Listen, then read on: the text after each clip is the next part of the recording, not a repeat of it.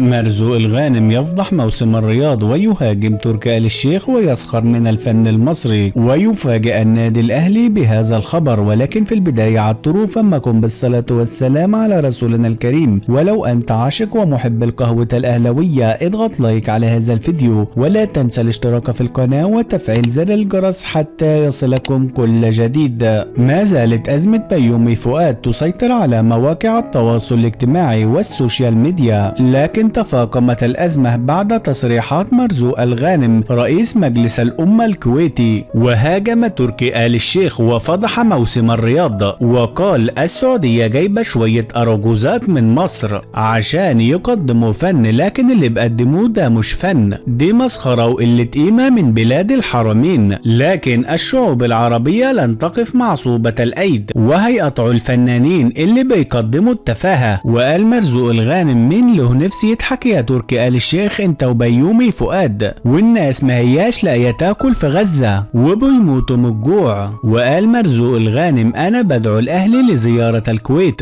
وبشكر موقفه على شطب بيومي فؤاد وعزل تركي آل الشيخ من الرئيس الشرفي للنادي الاهلي. فتركي آل الشيخ كان جاي الاهلي بمخطط ليدمر النادي الاهلي، لكن كان له بالمرصاد ابناء الاهلي المخلصين. وفي النهاية لو انت داعم للقضية الفلسطينية اضغط لايك على هذا الفيديو، ولا تنسى الاشتراك في القناة وتفعيل زر الجرس حتى يصلكم كل جديد.